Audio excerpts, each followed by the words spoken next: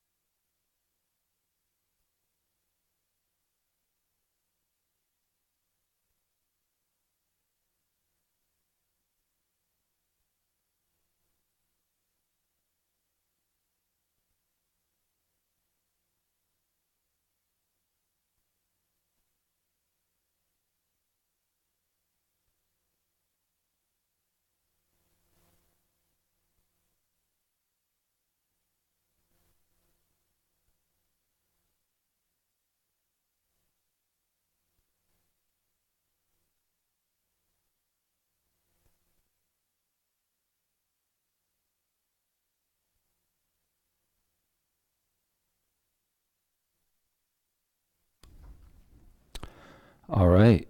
So it is 7 o'clock. Welcome to Meditation 101. Thanks for coming, everyone. My name's Scott Miller. What? Oh, before I start? Okay. So, this is Jill Marie. Oh, okay. Okay. Uh, awesome. Hello, everyone. So my name's Jill Marie. I'm the center manager here, and I just pop into the first module of anything or the first class of anything just to say hi, introduce myself, because you guys usually represent a majority of the newest people who have never come. Is the sun just like blinding you right now? I could see you're like completely split. So who's never been in the building before? Woo, yes, it's exciting. So I get to say hi to you first.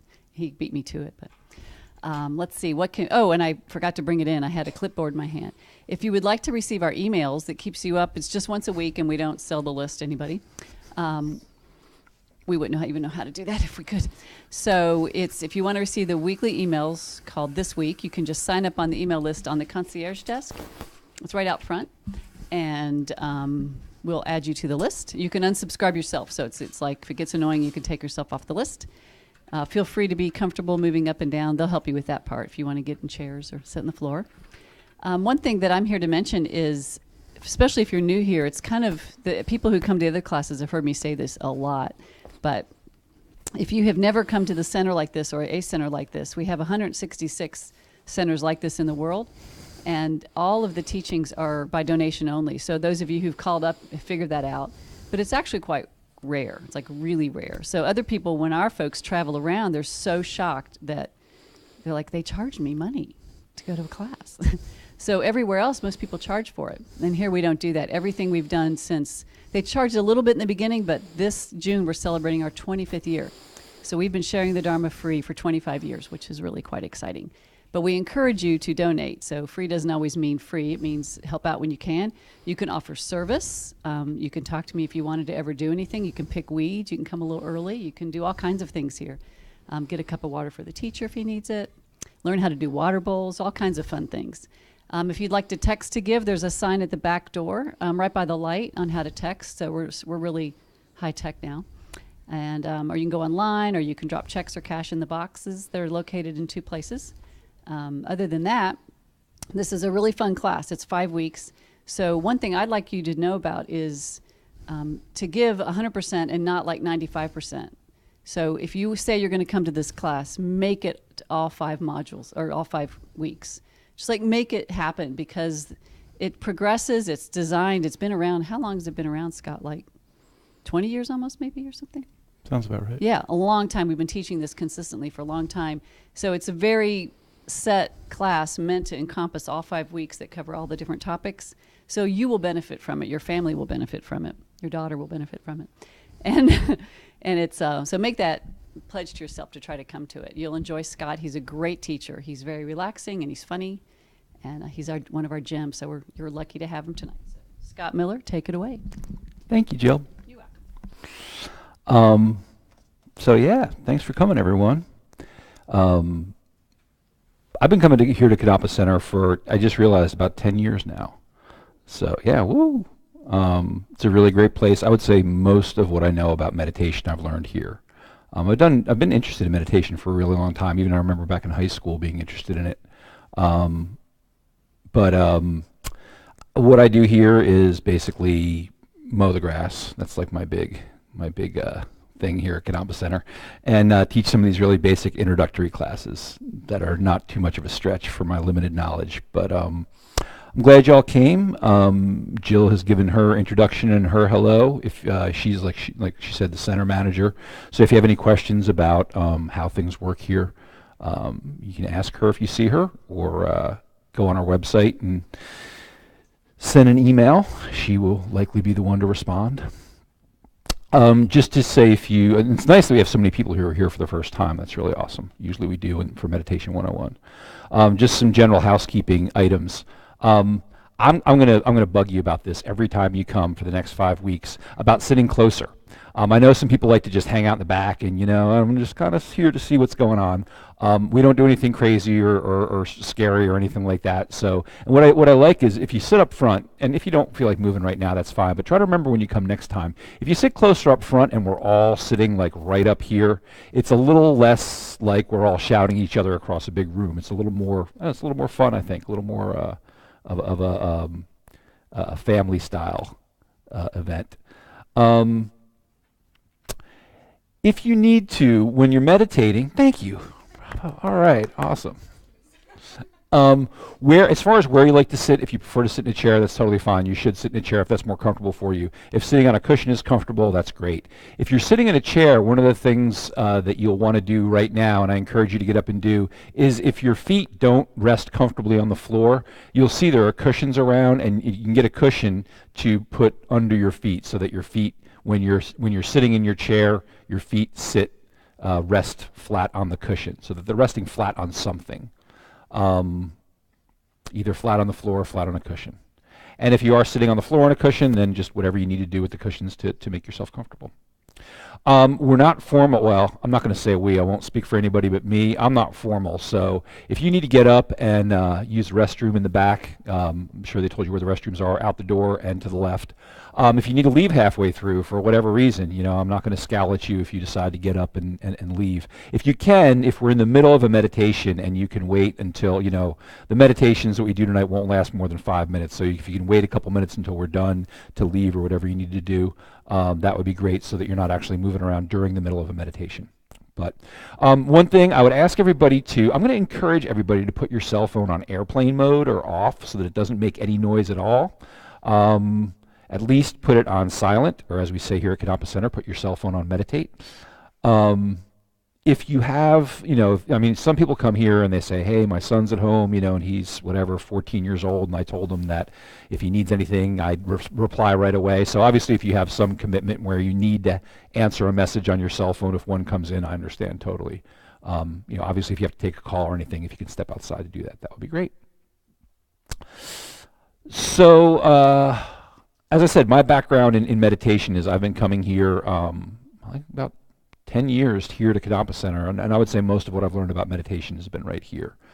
It's a really great place to learn, some really good resources, some really good, interesting and knowledgeable people that you can learn from here at Kadampa Center for sure.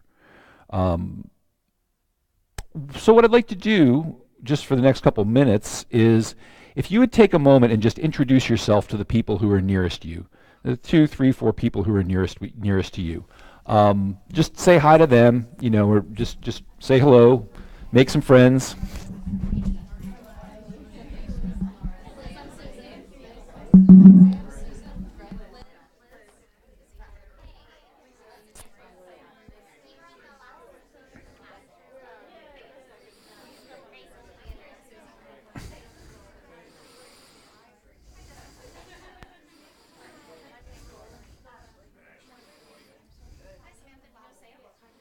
Mm-hmm.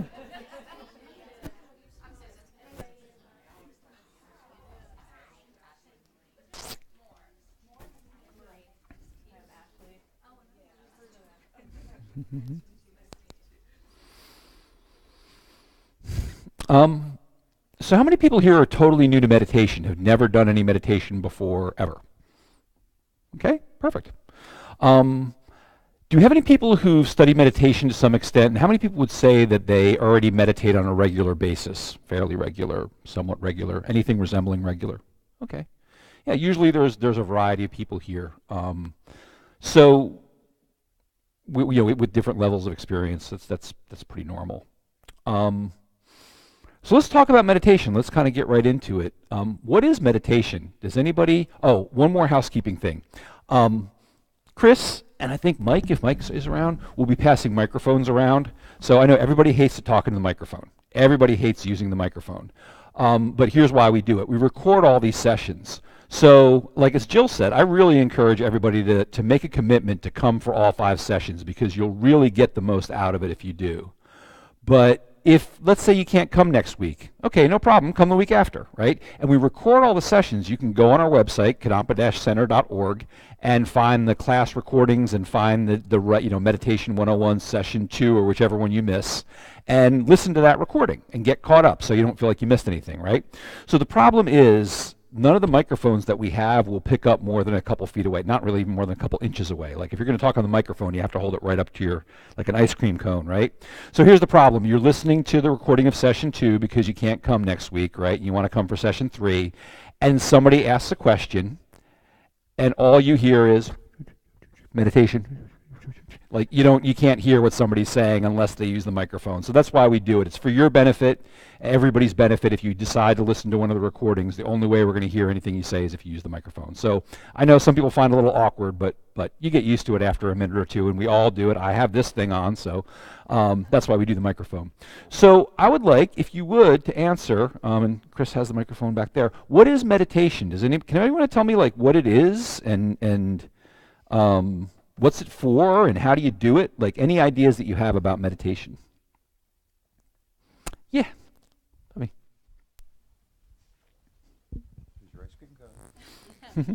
Thank you. Mindfulness, so being present in the moment, but like really present. Okay, mindfulness, being present.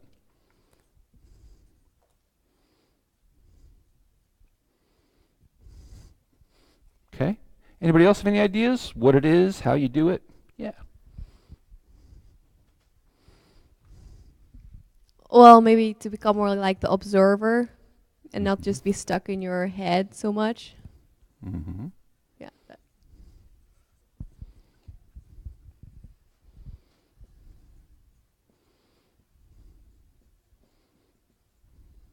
Okay.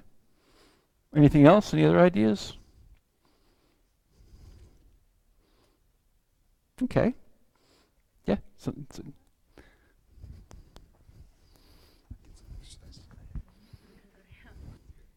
So in terms of how you do it, there's multiple ways to do it. You know, you can do it by, you know, being quiet or sitting. Pretty much any activity you do, you can do it and be kind of like in a meditative mode. Mm-hmm.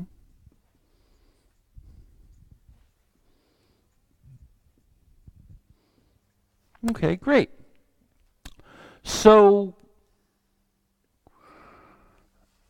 people have been practicing meditation for thousands of years. I mean, it's literally been around for thousands of years. If anyone knows anything about Buddhism, Shakyamuni Buddha, who's We have a statue of him right here in the middle. So he lived in India about 2,500 years ago. And he went around teaching these different spiritual practices and meditation practices, and he basically founded this practice that we call Buddhism. And the meditations that he taught were based on, Indian meditation traditions that had already been around for 2,000 years by the time he was born.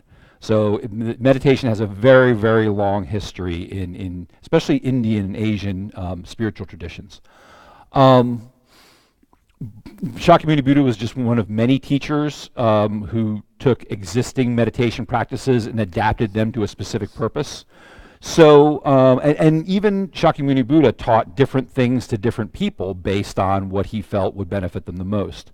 So, one of the things to keep in mind during this class is that thinking about meditation in terms of right or wrong really isn't that useful. It's just been taught many different ways, many, many, many, many thousands of years by many different teachers for different purposes.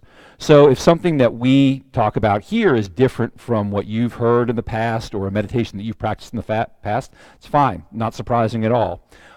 We encourage you to try what we talk about here, give it a shot, and see what you think. And if it's not doesn't work for you, anything that we talk about in this class, if it doesn't work for you or it's not really what you're looking for, you don't find it helpful, just set it aside. And, again, not really helpful to think about right or wrong. It's just not working for you right now, so set it aside, and maybe you'll come back to it later. The meditation techniques that we teach here are Buddhist meditation techniques, right? So this isn't a class about Buddhism. We have whole other class if you want to learn about Buddhist philosophy. But everything that we teach here is drawn from the Tibetan Buddhist tradition.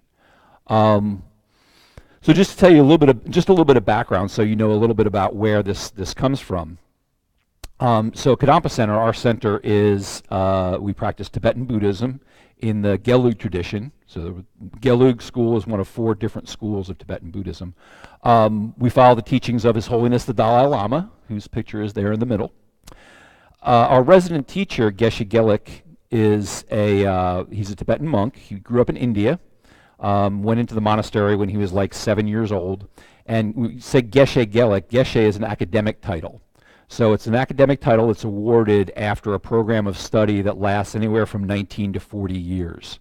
And so Tibetan Buddhism in particular is a very academic style of Buddhism. They do a lot of study. They place a lot of value on study and studying some of these texts that have been written, the teachings of Shakyamuni Buddha, and then commentaries and texts that have been written about his teachings. So in order to get a Geshe degree, you basically have to complete a very difficult series of exams and a very rigorous course of study. It's basically like the equivalent of a PhD in Buddhist studies and Buddhist philosophy. And I know we have quite a few people who come here to Kadampa Center who have PhDs in Western subjects, and nobody's ever disagreed with me about that it's pretty much just as rigorous and difficult, if not more, to get a Geshe degree than it is to get a Western PhD. So we're really fortunate to have him here. And what Geshes are basically is walking encyclopedias. So a lot of what they do is just teach what they have learned, and they're experts in the different commentaries and different texts that have been written, including the texts that have been written on meditation. And so what Geshe Gelik says a lot is, he says, I'm saying what's already been said. This has already been taught for 2,500 years. I didn't just make this up last night. But that's really important, because what he does is he tries to explain things in a very authentic way based on not just making up or telling us what his ideas are about things, but really trying to explain these authentic teachings about meditation that have been around and tested and found to produce benefit for thousands and thousands of years.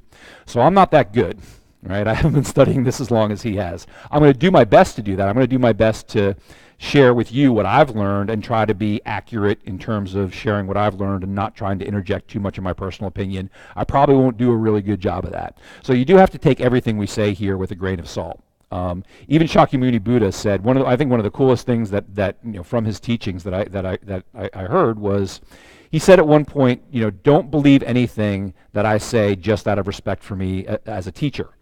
You have to take what I'm teaching and compare it to your own personal experience. And if you've spent some time comparing what I've said to your own personal experience, and you're convinced that anything that I say is incorrect, then you have to reject it, right?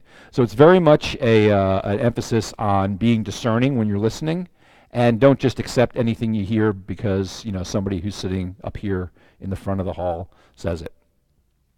Another thing that Geshe Gelik says a lot is this is just for the sake of information. You'll hear him say that many, many times if you ever come to like Sunday morning when he's teaching. He says this is for the sake of information. And what he means by that is he's not trying to convince anybody that they should be Buddhist. If you ask him, are you happy that you're a Buddhist monk? He'd say, oh yeah, great. I wouldn't do anything else.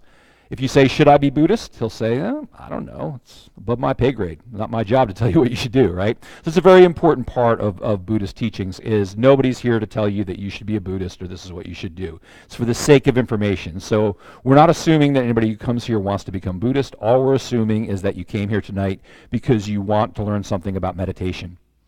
And what we're presenting happens to be information that comes from this particular tradition.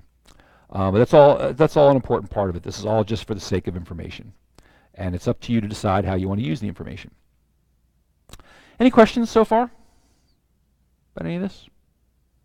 Okay. Would you guys like to try an actual meditation?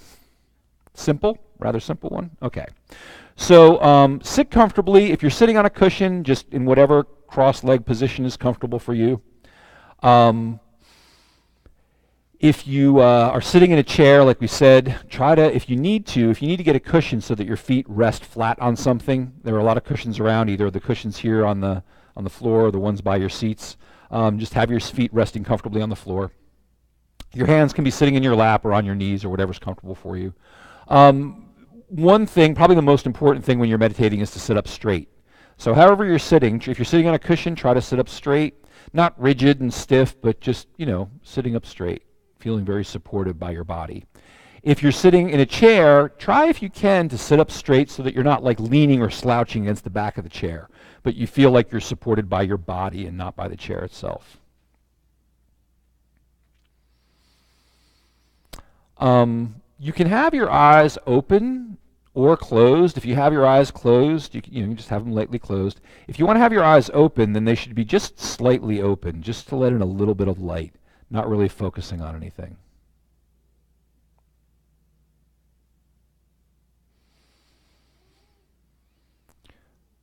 So focus your attention on your breathing as you sit. And breathe naturally.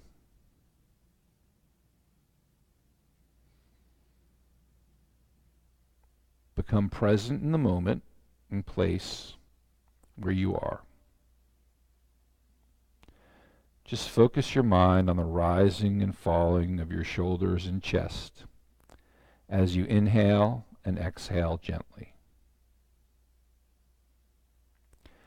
Allow your mind to settle and become calm and present, ready to engage in meditation.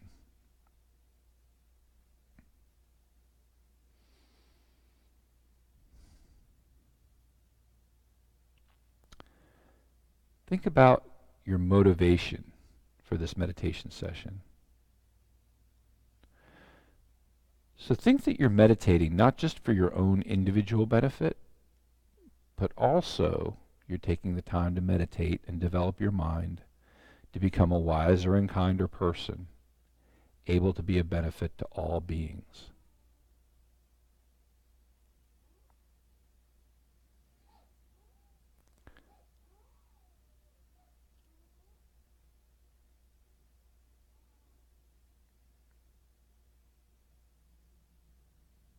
So focus your attention on your physical body.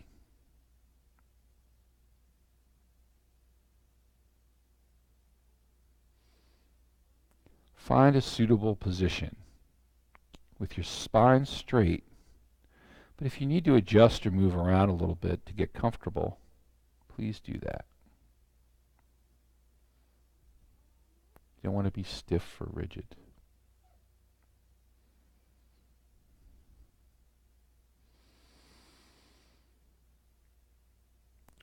Focus your attention on the lowermost point of your body, where your body is in contact with the earth. Feel the substance and earthy character of your body.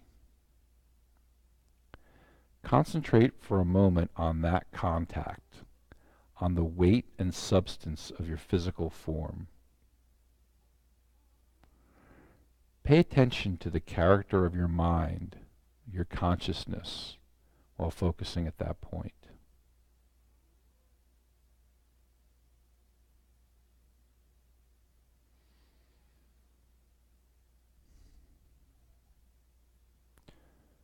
Slowly and mindfully move your attention upward through your body. Pay close attention to every aspect of your body, all of your physical sensations. Note areas of tension and relax them. Note any sensations of coolness or warmth. Note places where one part of your body is touching another.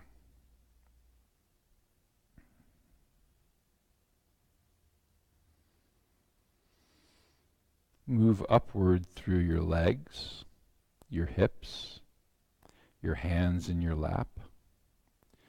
Notice the curves of your body's silhouette.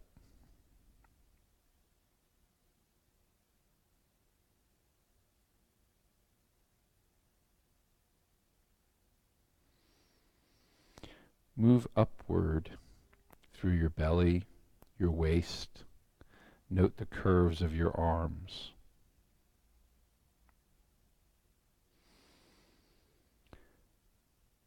Continue to move upward.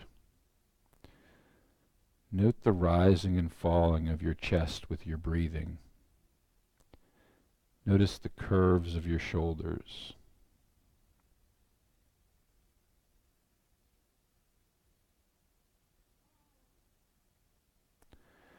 Slowly, mindfully keep moving upward.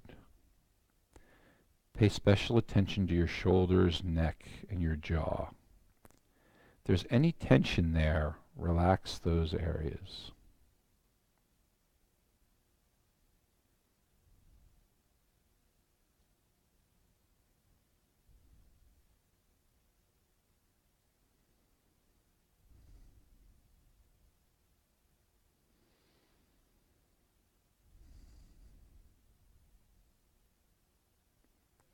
Continue moving upward. Notice the tilt of your head until you reach the crown of your head.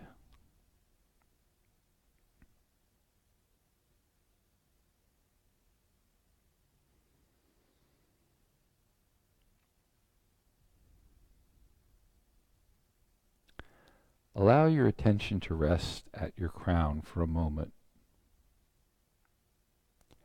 Pay attention to the character of your mind, your consciousness, while focusing here. Is your mind's character different while concentrating here than it was when you were focusing on the lowermost point of your body? What differences can you note?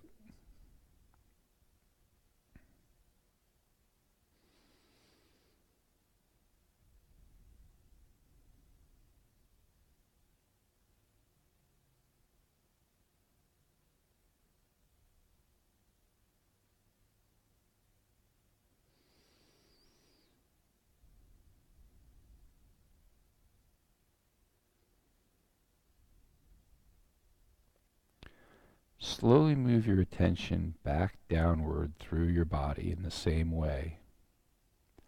Move slowly and mindfully from the crown of your head back down your body, noting everything about your body as you move your attention back downward.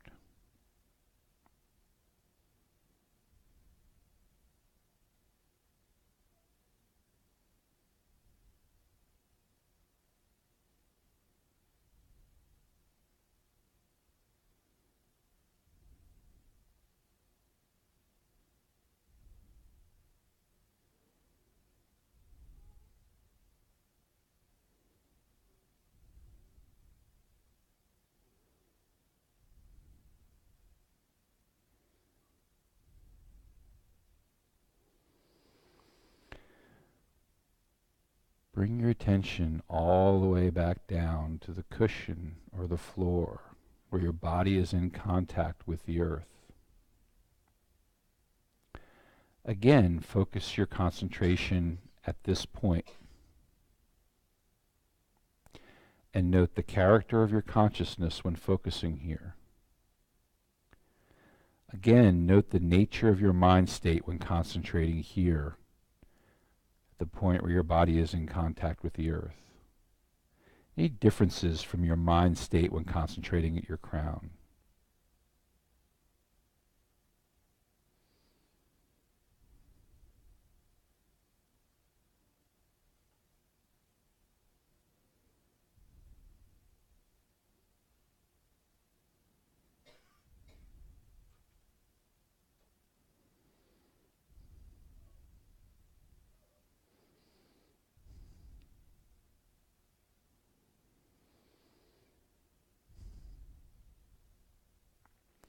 So to conclude the meditation, dedicate any positive energy and insights from this exercise to the well-being and happiness of all living beings.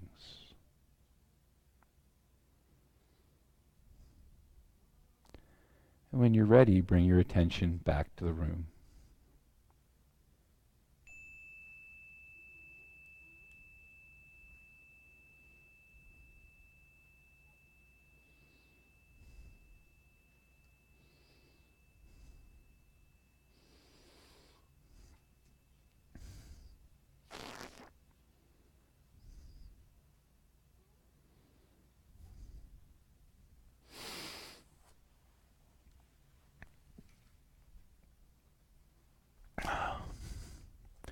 So what did you guys think of that? Anybody have any thoughts they want to share, experiences? Anything they noticed? Yes, sir. In a book that I read, it was about how to meditate. It said if your mind is wandering, when you inhale, think sitting, and when you exhale, think breathing. Okay. When you inhale, think sitting. When you exhale, think breathing. Okay. Yep, and there are some ways that we haven't really gotten to that yet, but we're definitely going to talk about some ways to keep your mind from wandering when you're meditating.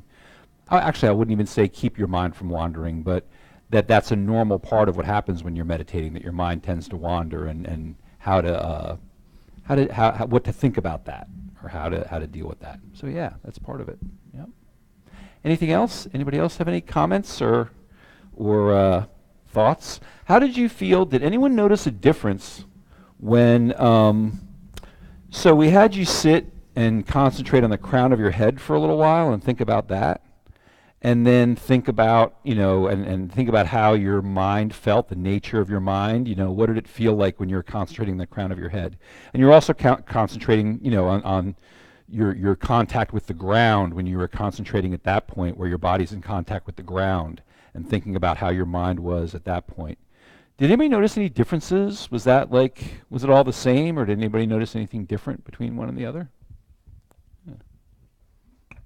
I did notice an expansive feeling when I was concentrating on the crown of my head, and a more grounded feeling. Mm-hmm. Excellent. I noticed when when we were doing the crown of the head, that I was feeling much more relaxed and open. Mm-hmm. And I don't know if that's because of the timing, but it felt very different from the grounding. Okay. Anything else? Yeah. Great.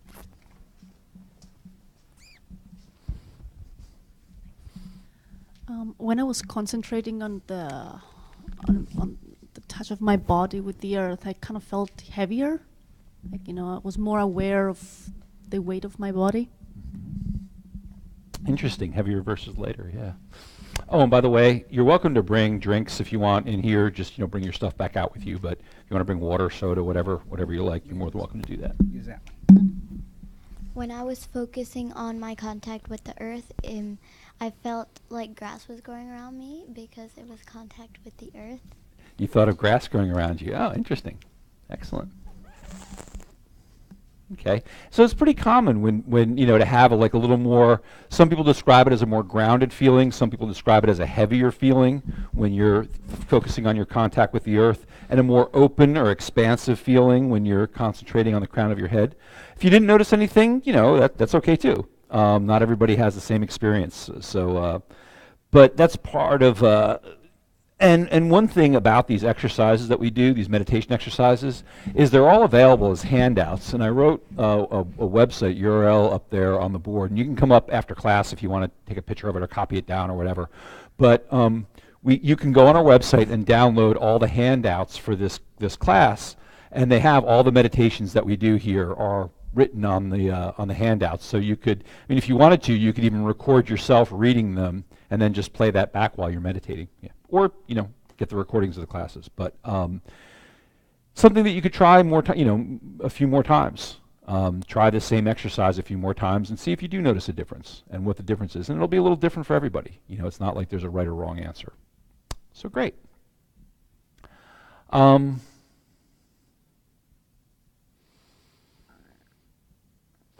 So we're going to do another meditation, and if you need to get up and move around a little bit, you'll notice me doing that, getting up sometimes after we finish meditating and move around a little bit. You're totally welcome to do that. I highly recommend it.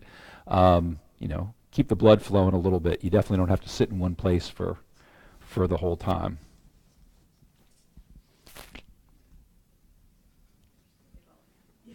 Yep. Yeah, and that's another thing. That's awesome. You can. If you want to try sitting on a cushion, what's that? And it's not like you're supposed to do that. The real priority when you're meditating is to be comfortable. So it's not like it's right to sit on a cushion and you're not like really doing it right, Mike, because you're sitting in a chair. It's whatever's more comfortable for you is the goal. If you want to try sitting on a cushion, try sitting on a cushion. And if we're in the middle of a meditation and you start really feeling uncomfortable sitting on the cushion, then just get up and quietly move to a chair. But you definitely have the opportunity to do that if you want. So, once again, find a comfortable seat. Think about sitting again if you're going to sit on the ground, on a cushion on the ground, sitting with your legs comfortably crossed, however you like. Hands either on your knees or in your lap or whatever works for you. Main thing is to have your back straight. So think about one thing that, like a little image that helps people sometimes, is to imagine that you're like a marionette, a puppet, and that you have that string coming up out of the top of your head, the crown of your head, kind of not like in the very middle of your head, but back a little bit from the middle of your head, and then imagine you're lifting up on that string, or imagine someone's gently lifting on that string. Just enough to keep your back straight, not so that you're like rigid and stiff, but just so that your back is straight. Did you have a question in the back? Okay, that's a good question. Laying down. Laying down isn't the recommended position for meditation. You can though. Like an example would be if somebody is physically ill and can't sit up, then laying down would be appropriate.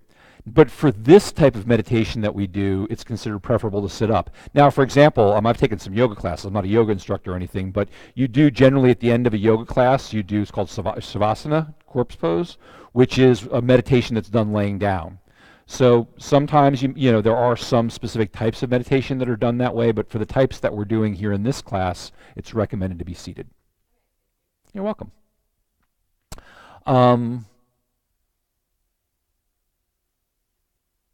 If you can, if sitting is possible, if you're ill or something like that, or physically not able to, then yeah, laying down is fine. All right. So think again about your comfortable position, seated position, and have your eyes closed if you wish, or open, whichever is better for you. If they're open, just slightly open, letting in a little bit of light.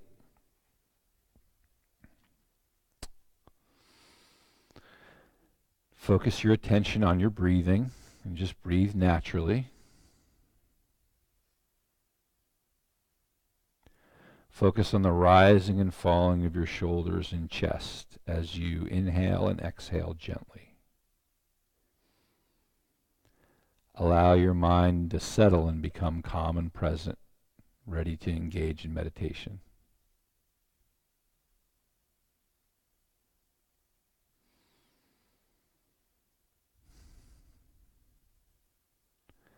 Once again, we'd like you to create an altruistic motivation for the meditation session. Think for a moment that you're meditating not just for your own benefit, But you're taking some time now to meditate and develop your mind, become a wiser and kinder person, able to benefit all beings.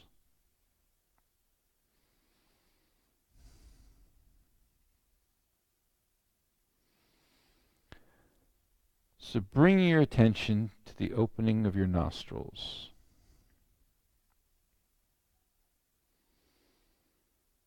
Right at the point where the air moves in and out, the openings of your nostrils. Pay attention to the very subtle sensations as you breathe in and out through your nose. You can feel certain sensations as the air passes. You might feel the small hairs of your nostrils move. You might feel cooler sensations as you inhale, warmer sensations as you exhale.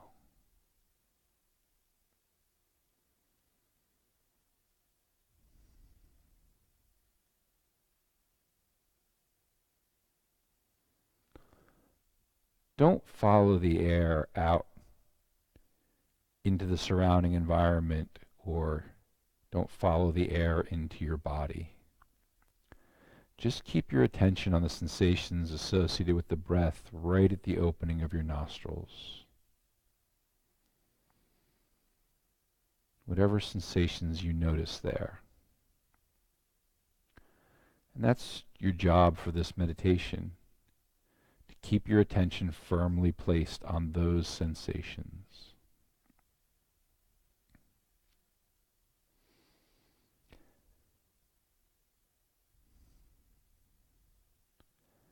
So as you exhale and then inhale, mentally count each exhalation and inhalation together as one.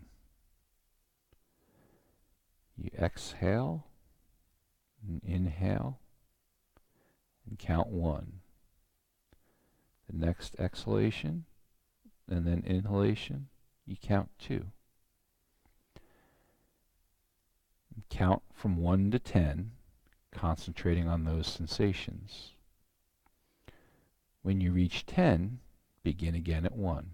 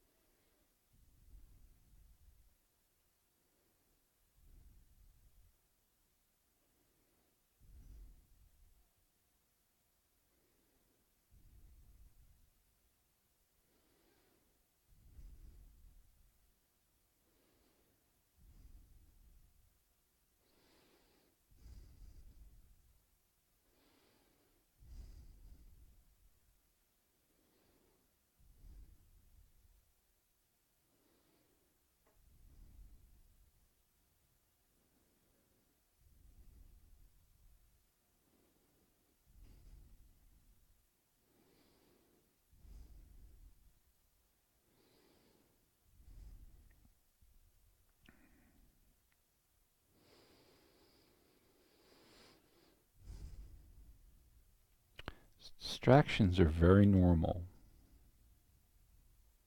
If your mind wanders to other things and moves away from the point of concentration, which in this case is the air moving in and out of your nostrils, simply bring your attention back to your breath, and without any further conversation with yourself about it, start over at 1.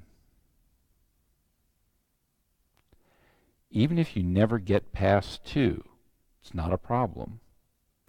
The point is to train your mind to focus on one point. And this can take some practice.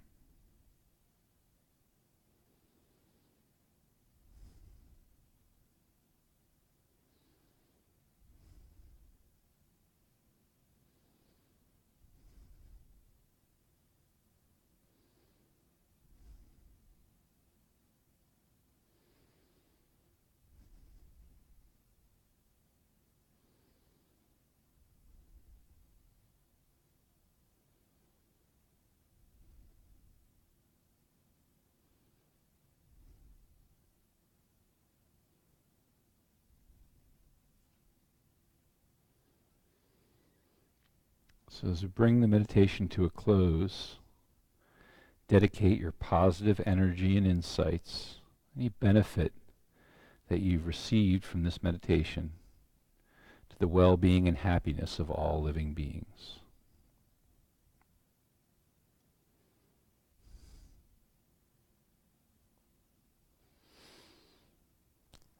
And when you're ready, bring your attention back to the room.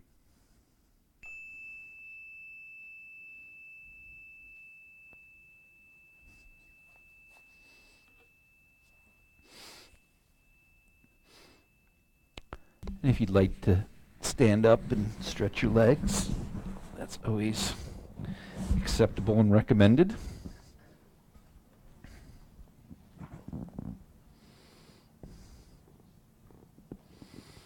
And while we're doing that, does anybody want to share any experiences that they had? Particularly, what's interesting is to hear anything positive that people felt about doing that exercise, anything you liked about it, and anything that was difficult, if you found anything particularly difficult about it. Yeah. Thank you. I really enjoyed the feeling of being in the ocean, the ebb and flow of breathing in and breathing out. Mm-hmm. Excellent. That's a good way to describe it. Yeah. I don't know exactly how to describe it, but I was so relaxed that I wasn't sure if I was still upright or not. Like I just kind of felt swayy, but I don't know. It was nice. It was relaxing. Excellent.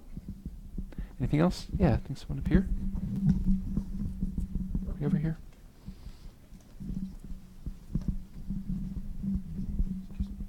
I was going to say the same thing. I actually caught myself a couple times. I think I was worried that I was actually going to fall over, and I was like, maybe I need to sit up a little.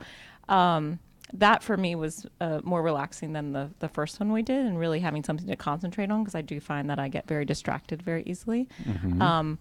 And I was happy to hear you say that even if you only get to 2, it's okay, because I don't think I got past 4, and I constantly found myself, and I don't even know if I truly got to 4. I would take myself there, and I'm like, maybe I did get distracted. So I think for someone who's new to this and trying to not go there, that the breath and the counting is very helpful in trying to practice that. So Excellent. Anything else? Yes, up in the front. If you can use the microphone, that way everybody can hear you better.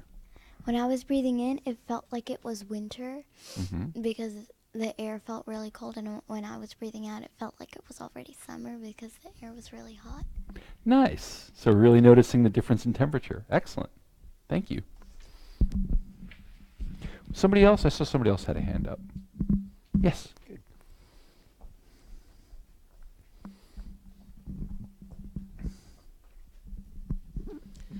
I found it harder to stay concentrated with a counting meditation. The guided one you did at first was easier. It focusing on what you're saying or anybody's saying is easier. This, I think other people mentioned, you start either almost dozing off or losing track, or my mind goes somewhere else and I think, oh, I'm not counting anymore. So that's harder for me. So. Well, for me, it's actually the opposite. I'm with her over there counting. It seemed to keep me more focused on what I was breathing, etc. And at first, I think I made it to 2. Then I made it 4. At the end, I actually got all the way to 10. So, I mean, that was the one before. My mind was all over the place. Oh, I have to go back and focus on what you're saying. So. Yep. Yes, sir. The gentleman over here. I just felt a real relief from my own mind. Relief from your own mind. Excellent. Yeah. Great. Anybody else? Yeah. Did I miss somebody back there? I see. We're not in a hurry, so if some other people want to share, then there's time for that. For me to be able to, to feel the air at the tip of my nose, because usually I think I'm a more shallow breather. I had to take deeper breaths. And I think then my breath was more artificial. Okay. And so, yeah. Okay.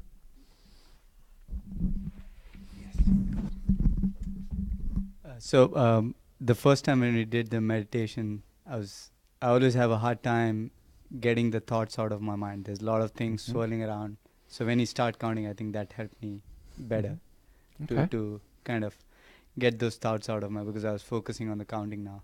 The other thing is, it's good to know that I'm not the only one dozing, because I feel like I'm going to sleep now and fall down, or so, and I was not sure if I'm the only one who has less sleep. So okay, it's good to know. Totally normal. Totally normal. Anybody else? Oh, excellent. Yeah, thanks for sharing your thoughts, everybody.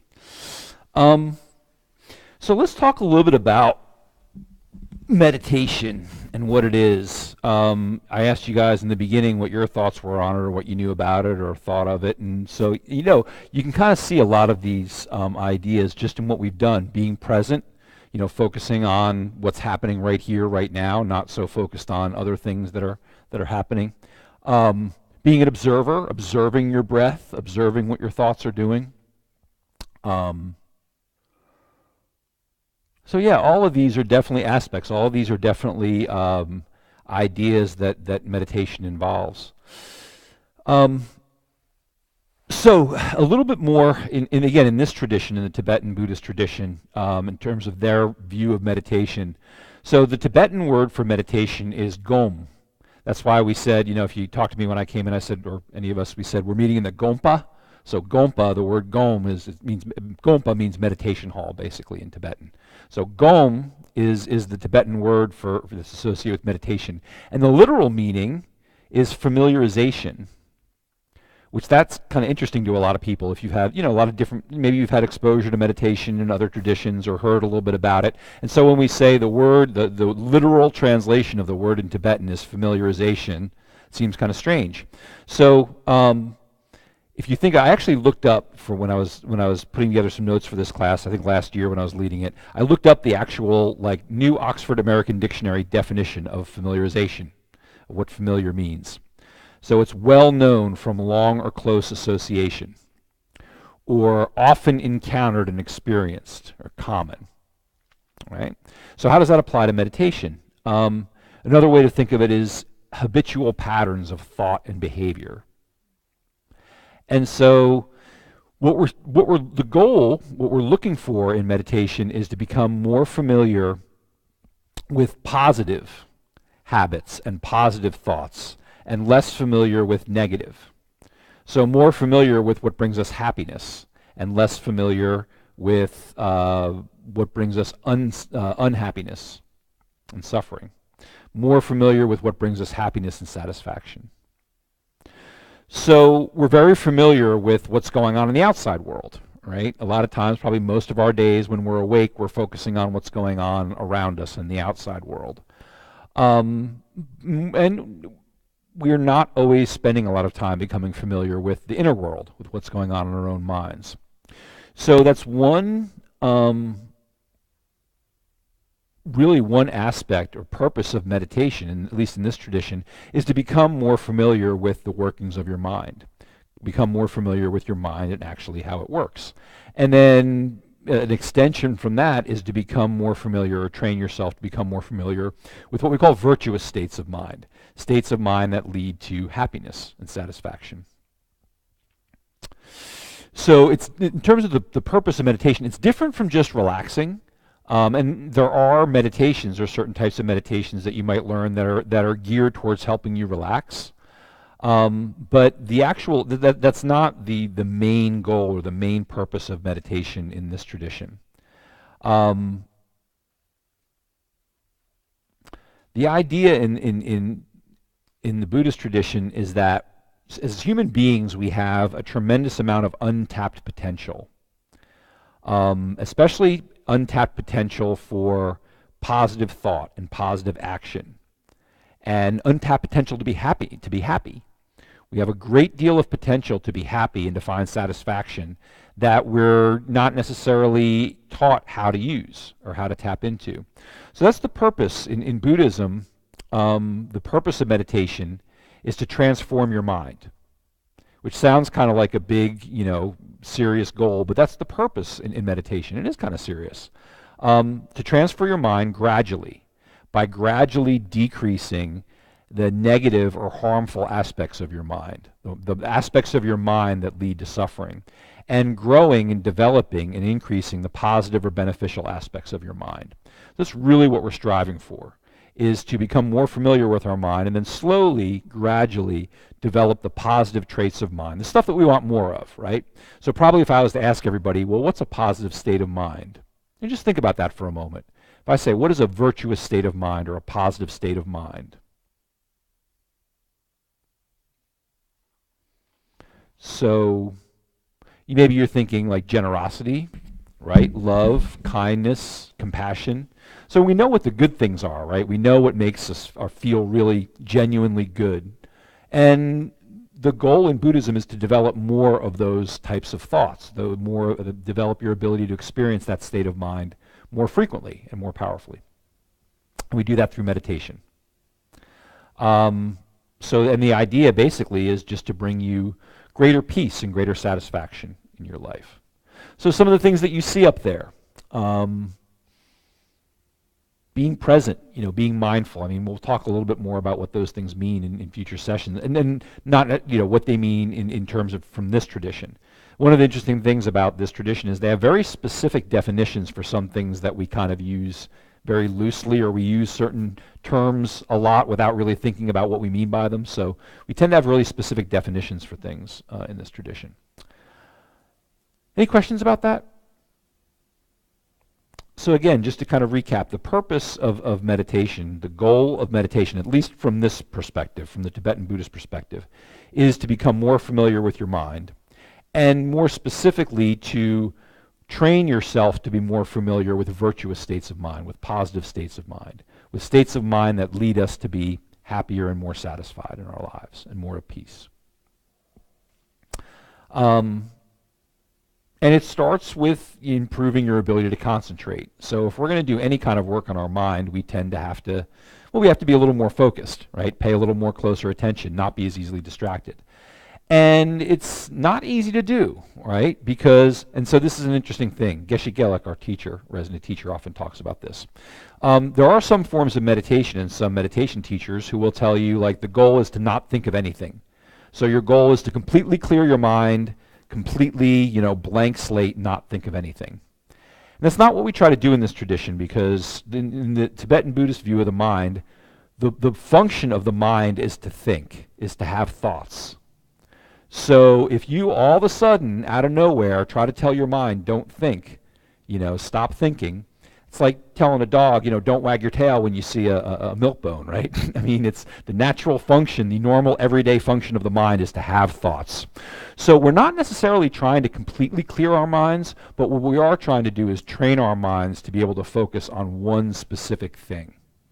And so when we do these concentration meditations, like those are the types of meditations that we've done so far, where you're focusing on your breath, or you could focus on your body, moving up and down your body. But we do a lot of meditations where you're focusing on your breath. And again, the goal is to improve your ability to concentrate. That's the purpose of that particular type of meditation, when you're either counting your breaths or just focusing on the breath without counting. It's training your mind or improving your ability to just stay focused on one single thing for as long as you want to, which sounds easier than it actually is when you start trying to do it, because our minds are very easily distracted. We switch from one thing to another very easily. And there's a story, I forget who told me this. I wish I remembered exactly where I heard this story. It was like when I first started coming here and I was going to like one of these Meditation 101 classes. But someone was talking about a meditator they had met, like a teacher they had met. And this teacher was one of those people that like they go to India and they go to some monastery somewhere where they have these little caves in the mountain, or these little huts. And people will go and spend like 7 years, and you have your little cave and your little hut with like your meditation cushion and a bed, and that's it, right? And you're just nothing except meditating for as long as you want to do it. And people will like bring you food and stuff so you don't have to do anything. And so somebody who was like a very experienced meditator and had done this, spent years and years meditating and done these really advanced meditation retreats and was a meditation teacher. And this person said that they were getting they were starting to be really, really happy because they were able to count to 2 without getting distracted. After all that, right? So, again, it depends on how do you define distracted, right? Some of us are just happy if we can sit and count to 2 without thinking about like the email that we have to send or a conversation we have with somebody, right? But somebody who maybe has been practicing for a long time might be really happy if they can count to 2 without thinking about anything else at all. With every fiber of their mind, every part of their mind completely focused on that one point of meditation, whether it's the breath or something else, right? So that's one of the things that's kind of interesting about this, and I think very cool about this, is the basics of some of these meditation practices are simple. You can download the handout, read it a couple times, and go do it. Sit there and count your breaths. Just focus on your breathing and count your breaths. But you can do this and practice this for as long as you want, and the more you practice it, the more picky you get about how focused you want to be, and the better you learn to focus, the more you kind of see, oh yeah, I want to. There's even more I can do even better and better. So they're very simple to learn, but you can still do them for a very long time and continue getting things out of these simple meditations, continue getting benefits out of these simple meditations. Did you have a question? Or, yeah. Can we get a microphone? Scott, one of the things that I really liked is that you keep on saying practice, practice, practice, practice, practice. It's the same thing with like yoga. I've been doing yoga for 14 years and I'm horrible at it, but I'm still practicing. So I appreciate you saying that. Yeah. Success is the ability to go from failure to failure with no loss of enthusiasm. But you do have, this is one of those things that if you decide to keep at it, you will get more out of it. So let's talk about meditation posture, because how you sit does end up being fairly important in terms of getting the most benefit out of the practice. So we have what we call the 7-point meditation posture. Let me just see where I'm at for this. Okay. So 7-point meditation posture. So the first point number 1, and they have a lot of numbered lists in Tibetan Buddhism. It's so that you can remember things easily. If you remember there are 7 things you're supposed to remember, then it's a little bit easier to remember them all. So the posture for your legs, if you're sitting, I'll start with if you're sitting on, we'll start with a chair. If you're sitting in a chair, again, you want to be sitting up straight. So if you need a cushion, if your feet rest comfortably on the ground, that's fine. It's better for you to have a cushion so that your feet are resting on something. If your feet don't go all the way to the ground and you prefer to have a cushion, or you should, if your feet don't rest comfortably on the ground, then you should put a cushion under your feet so that your feet are resting flat on something. Other than that, if you're sitting in a chair, again, just trying to sit up straight, having your back straight. So imagining you're a marionette, you have something gently lifting you, like a string gently lifting your crown of your head to help you sit up straight, so you're feeling very supportive, not slouching against the back of the chair or leaning back. If you're sitting on a cushion, so have your legs crossed in a comfortable position, and that could be, if it's comfortable for you to sit like in a, I don't know, one of our nuns calls this crisscross applesauce, but just like this with your legs crossed. Okay. Some people sit in what we call the half lotus or half vajra position, which is where you take one foot and rest it on top of your leg. You could try this if this is comfortable. Now, this or anything I show you beyond this, don't hurt yourself, right? Some of these, like going even in a half vajra position or beyond that, is you might be able to do it if you've done a lot of yoga and stuff and have a lot of flexibility or natural flexibility. But if any of this is uncomfortable for you at all, then you shouldn't do it, because you're defeating the purpose. The purpose is to be comfortable. So this is what we call a half lotus. A full lotus is where you have both feet on top of your legs. Okay? You'll see me sit this way sometimes, and the only reason I do this is because I've been doing various activities like yoga and wrestling back in high school and things, martial arts, things that require flexibility. So because I've been doing that stuff all my life, this isn't uncomfortable for me.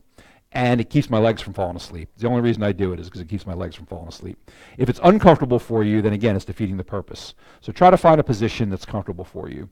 In the beginning, you really only want to be doing relatively short meditations anyway. 5 or 10 minutes are enough. So if you can find a comfortable position that you can sit in for 5 or 10 minutes without your legs falling asleep too badly, then practice that and move on from there. But the important thing is to be comfortable. If you're doing really, really super advanced forms of meditation, high levels of concentration, everything, then there are reasons to sit in this position, and I don't know any of that stuff, so the main thing is to be comfortable. Your arms, so in this tradition, the Tibetan tradition, the normal thing we do is you have your palms facing up, your right hand is resting on your left hand, like this, and your thumbs just gently touching. Just kind of like you're holding a piece of paper in between your thumbs. And then just rest your hands in your lap comfortably. Okay, so palms facing up, right hand on top of left hand, thumbs gently touching. If you're more comfortable just sitting with your hands on your knees, that's fine too. Your arms should be away from your body. Imagine you're a monk back in India, no air conditioning, and you're going to sit and meditate for hours. You want a little air circulating to keep you cool, right? Gets hot there. So anywhere you're meditating, you don't want your arms pressed against your body. You want your arms loose away from your body to let a little air circulate so you don't get hot. And your shoulders, think about your shoulders a little bit. Your shoulders should be back a little bit. Some people describe it as a very regal pose. So you're trying to look a little dignified here. Not stiff, your shoulders way back and stiff, but just, not slouching. Having your shoulders back a little bit. Your back is the most important. So your back should be straight. And again, not rigid, but upright. You should feel like you're very supported by your spine. So for some people, it helps to think of the marionette trick, like your crown of your head is being lifted up gently by a string. Some people, it helps to think of your back or your spine as a stack of quarters, or a stack of coins, or a stack of blocks, sitting one vertebrae on top of another. So whatever visual trick or mental trick helps you think of sitting up straight. You should feel very supported, not stiff, not uncomfortable, but very upright and supported. In the beginning, it can be easier to concentrate with your eyes fully closed. That can reduce distractions. Some people find it a lot easier and they get a lot less distracted if their eyes are closed. For some people, it's just the opposite. For some people, if your eyes are closed, you have a tendency to nod off. So if you find you get a little bit of that sinking feeling, these are two things that we talk about when meditating. One is a sinking mind, where you're kind of on the verge of dozing off. And the other is a rising mind, where you're distracted very easily. So if you find yourself, especially if you find yourself having a tendency to doze off, then you might find that having your eyes slightly open, letting a little bit of light in is helpful. If it's easier for you with your eyes closed, that's fine too. Your jaw and your mouth, so your lips should be closed, your jaw should be relaxed. You don't want your teeth clenched. So if your jaw is relaxed, your lips closed, and your teeth just slightly open, that's fine. Jaw relaxed. And if you take the tip of your tongue and place the tip of your tongue on the roof of your mouth, right behind your front teeth. So it's like that little point right behind your front teeth on the roof of your mouth. Touch your tongue against that point. This helps reduce the need to swallow.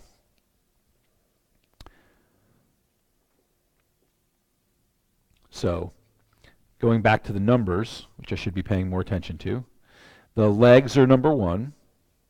The arms, that's the second point of the 7-point meditation posture. Your back is the 3rd point. Your eyes are the 4th point. Your jaw and your mouth, the 5th point. So lips closed, jaw relaxed. The tongue, tip of your tongue resting against the roof of your mouth behind your upper teeth, is the 6th point. And then your head is the 7th point. So your head should be tilted slightly in a way that just naturally directs your gaze out in front of you. So if your eyes are resting in a position and your head is resting in a position, that just naturally directs your gaze about 6 feet or 8 feet out in front of you. About a body length or a little more out in front of you. That's where you want to be. If you find that you have a tendency or you're starting to feel like you're dozing off a little bit, it can help to lift your head a little bit. If you find that you're very easily distracted, you're having trouble concentrating, you can lower your head just slightly. So sometimes it's helpful to think about raising or lowering your head just a little bit, just slightly, depending on what works better for you. So that's the 7-point meditation posture.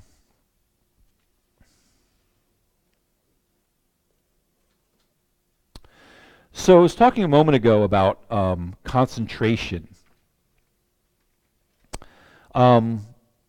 Concentration we define as the ability to set your mind on one thing without distraction. The ability to actually focus your attention on one single thing without other distractions. So that's the purpose or the goal of the concentration meditations we do, like counting the breaths. Mindfulness is, I'll just read the definition here. And again, keep in mind that we maybe use these terms a little bit differently than you may have heard them used otherwise. But mindfulness is an inner awareness and observation of the consciousness, of the stream of consciousness. So thoughts, emotions, etc.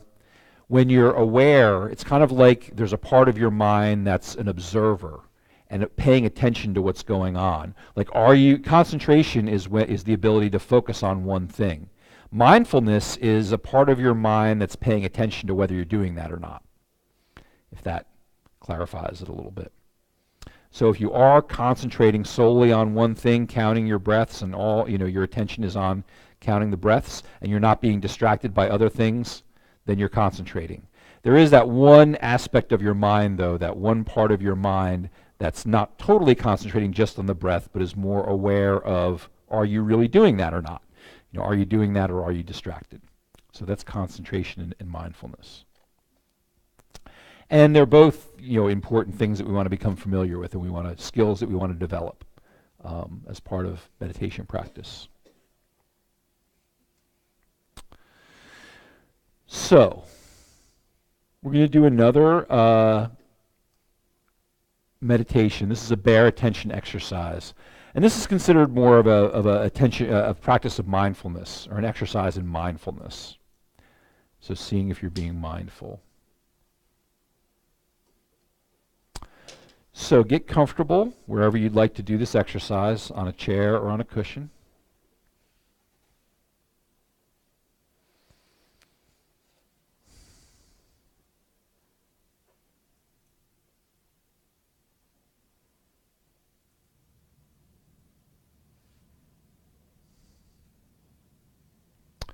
So breathe naturally, letting your attention rest on your breathing.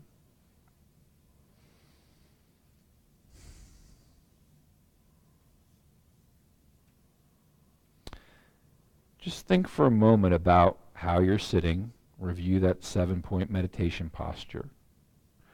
The legs, the arms, the back, the eyes, the jaw, tongue, head.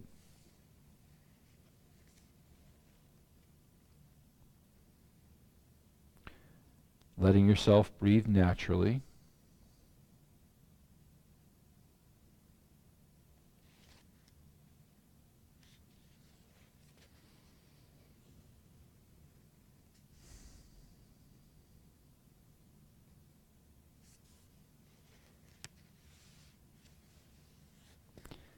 And if you'd like, for just a couple moments, do the counting the breaths exercise to just deepen your focus a little bit more on your breath.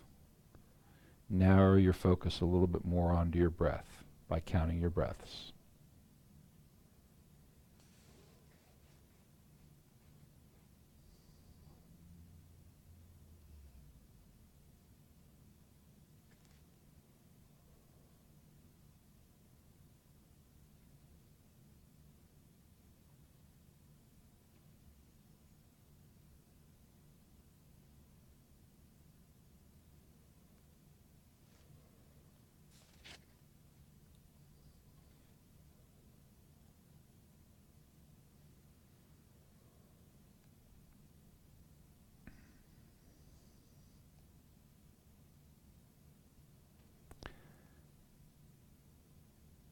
Allow your mind to settle come into a state of deeper focus and concentration, ready to engage in meditation.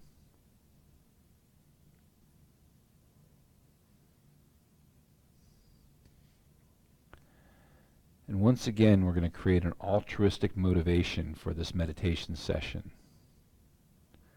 Think that you're meditating for your own benefit, but not just for your own benefit. You're taking the time now to meditate and develop your mind to become a wiser and kinder person, improving your ability to be a benefit to all beings.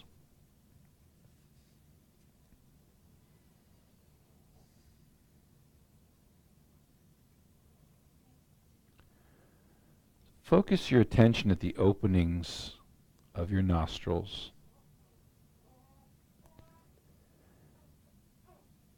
Pay attention to the very subtle sensations as you breathe in and out through your nose.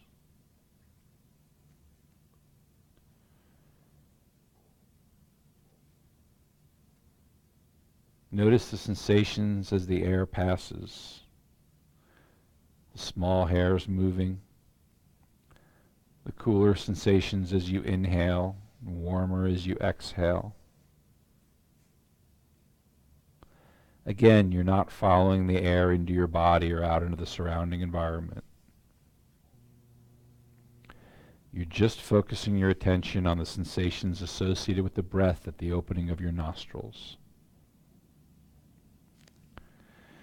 You might think of yourself as a gatekeeper, just watching the breath flow past as it enters and exits the body.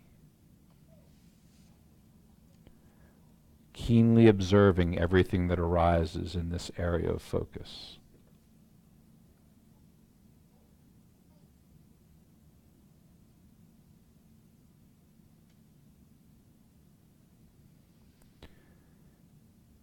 And in the beginning, if you find it helpful for your concentration, you can mentally note in and out with each inhalation and exhalation.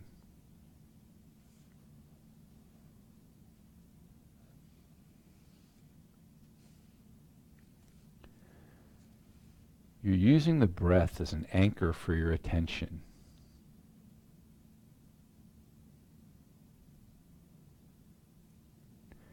If you find that your mind is especially scattered or distracted, try to place more emphasis on the element of concentration, in this case your breath.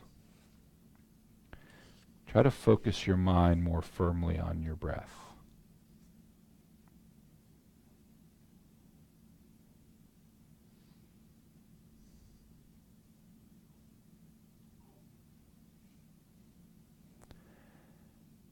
And once again, distractions are normal. You might find yourself distracted by a thought or by an external sound or sensation. Maybe you're distracted by itching or pain. As soon as you wake up to this and realize that it has happened, simply take note.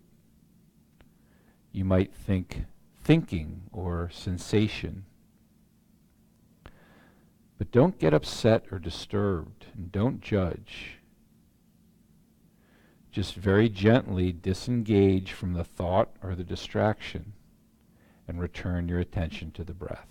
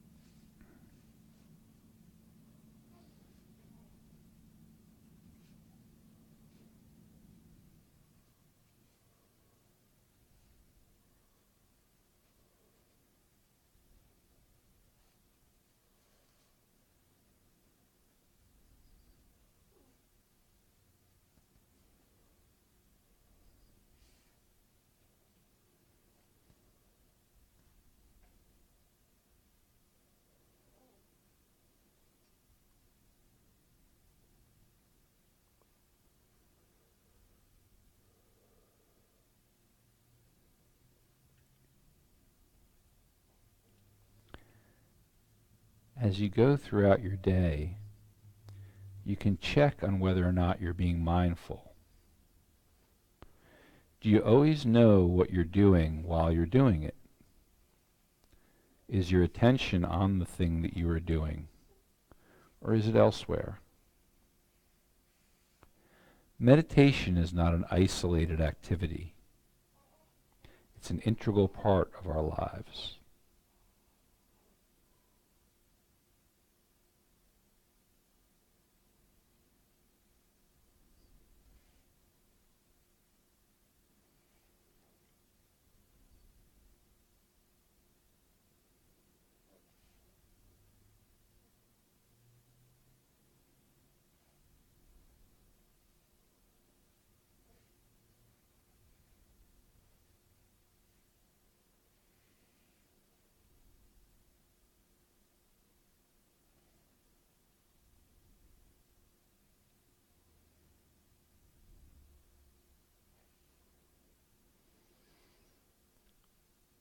So as we bring the meditation to a close, dedicate all the positive activity, all the positive energy you've created through the practice of mindfulness meditation to becoming a better and better person who is more at peace in life and who can bring more peace and well-being to others in every moment of every day.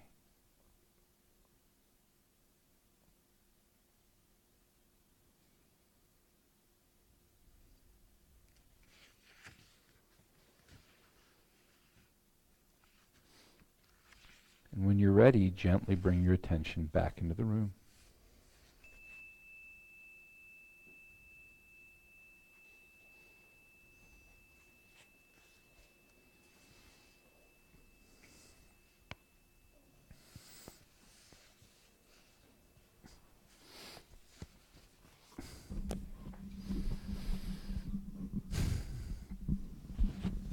So what we've done is just really been an introduction to meditation, right? Brief introduction. We've talked a little bit about what it is and why we do it and what the purpose is. You've had a chance to try some brief meditations. And some points that some people made were really good ones. You know, some of these, especially in the beginning, if you were going to be really serious and develop a serious meditation practice, you'd probably want to try a lot of different types of meditation. And if there was one that you found particularly difficult, you would probably do it for that reason, right? You know, just to develop your ability in that area more. But in the beginning, you know, you may find that some are a little bit easier for you. That some meditations, like maybe counting, works better for you. It helps you keep your concentration better. And maybe for someone else, not counting, they find it easier to concentrate just doing the one that we just did is called the bare attention exercise, where you're just focusing on your breath without counting. Some people find that less distracting and easier to focus on the breath when they're not counting. So it's definitely, you know, a case of doing what's right for you and what works best for you if you want to try this out. Does anybody have any questions right now about anything? Yes, Bobby. I find it for me at home, it's easier to do meditation when there's like some like meditation music on. Mm-hmm. Is this a good practice, or is this something that's gonna like make it hard for me when there's not gonna be music, you know, to do meditation? Mm-hmm. I would say if it helps, the only thing I can think of that's related to that is somebody asked specifically about like meditating on a sound or using a sound as a focus of meditation or an object of concentration. And I remember it was either Geshe Gelik or Geshe Sangpo said that that's probably not a good idea just because it's something like external like that, or just sound itself is not ideal. So I would say maybe if it's been helping you, that's good, but if you can try to practice without it, you know, without any external support, and just focusing on, you know, your own ability, you'd probably, you know, get more benefit from that eventually. Building your ability to concentrate without using that to help. Okay. Anybody else? Any other questions? Okay. If you do want to try this, it's you don't have to do long meditations. I mean, I think the longest one we did today was 10 minutes, which is a nice, amount of time to start. It gives you some time, like if you're going to count your breaths, it gives you actually some time to practice it, gives some time for some other thoughts to come intruding, and you have a chance to let those pass by and bring your attention back to your breath. Even for 5 minutes, though, even if you find that you're particularly busy, and if you can get yourself to just sit down and meditate for 5 minutes, that's great. Geshe Gelik says that all the time. And this is somebody who basically grew up in a monastery and has been studying Buddhist meditation all his life. He always says 5 minutes is fine. So if you really if you want to really give this a try and practice this, consistency is really important. So not just like, it's great to come to a class and try it once. If that's all you wanted to do and just come here tonight and try it once, fantastic. Thanks for coming. If you really want to try to learn more from it and practice it, then consistency is what's really important. So you're better off meditating for 5 minutes every day this week, or meditating for 5 minutes for like 3 or 4 days this week. It's much better than saying, okay, I'm going to, you set up this really great place in your house and you have meditation cushions and incense, and I'm going to meditate here, and you meditate for like 20 minutes tomorrow morning and then never do it again for the rest of the week. That's not, it's better to do short sessions that are consistent throughout the week rather than try to, go for it and do 20 or 30 long or, hour-long meditation sessions, and then it just doesn't become a habit. So many short is good in the beginning. If you have a chance to do it a couple times throughout the day, maybe, you do a little short. They say the morning is the best time to do it, when your brain is just waking up before you've been distracted by everything else we do during the day. Some people other times of the day work better. But if you have a chance to do it in the morning, that's really great. If you have a chance to do it a couple times throughout the day, so maybe you do a little short 5 or 10 minute session in the morning. Maybe if you have a chance on your lunch break, it's a nice way to start your lunch break, just sit. You can do this anywhere. I mean, a lot of people will do it at work. They'll find a quiet space or somewhere and just sit in a chair and just sit quiet. Everybody will think you're taking a nap. But people sit quietly at their desk for 5 minutes and do it. Or at the end of the day, if you're trying to unwind a little bit from the day at work, just sit for 5 minutes and do one of these concentration meditations. Like I said, if you want to remember all the steps, you can go to our website. The URL is right up there at the top of the board, and download the handouts. I think it's probably the first handout has everything that we did today. The counting the breaths, 7-point meditation posture, the scanning the body, and the bare attention exercise. What we'll do in future sessions is basically look at other types of meditation. We don't get too fancy here, but there are other types of meditation like analytical meditation, where you might think about a certain concept like compassion or kindness. What does that mean? And we go through a meditation that guides you through an exercise of thinking about that particular concept or a particular state of mind that you want to develop. When we talk about other aspects of how to develop a more like long-term practice, things like that. So that's a little preview of what we're doing. I am happy to stick around for a couple minutes after we officially finish, so if you have any questions, please come up. If you're curious about just the center in general and you want to come up and take a look around, you can walk up on the altar and take a look at stuff. You're more than welcome to look around. I'll answer any questions if you have questions about stuff here. I hope everybody comes back for session 2. If you have a friend or anybody who wasn't here tonight, or anybody who couldn't be here tonight, it's best if you come to all 5 sessions, but if you miss one, please come to the next one. It's not like we take attendance and don't let you in if you weren't here this week. So yeah, come on back.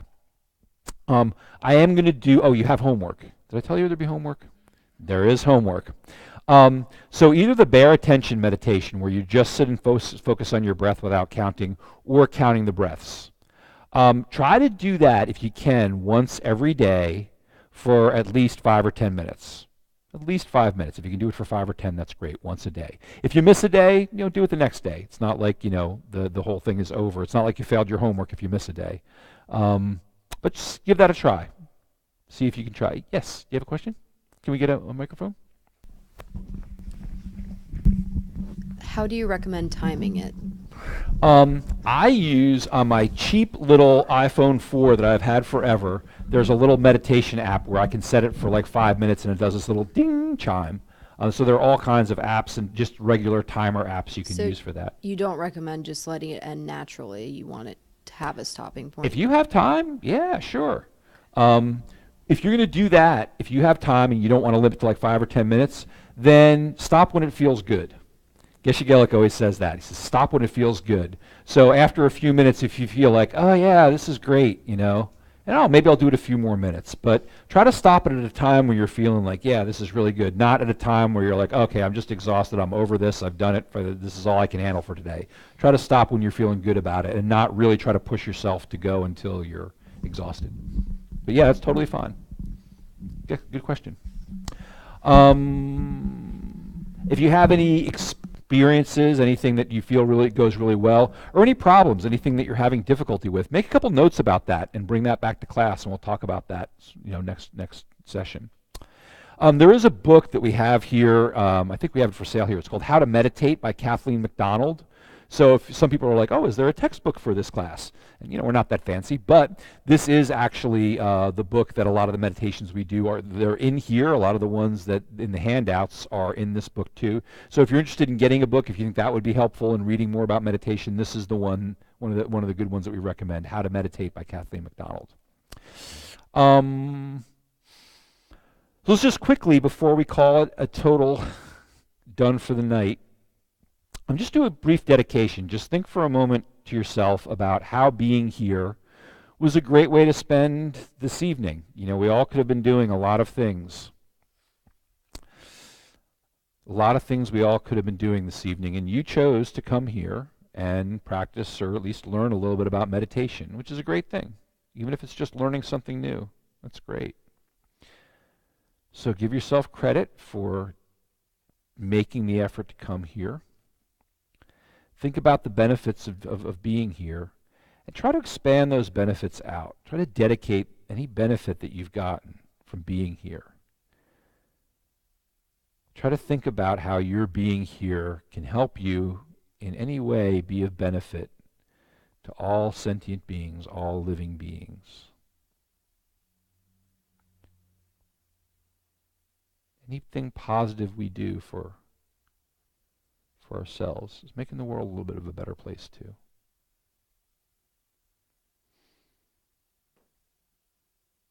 Just kind of rest with that thought for a moment.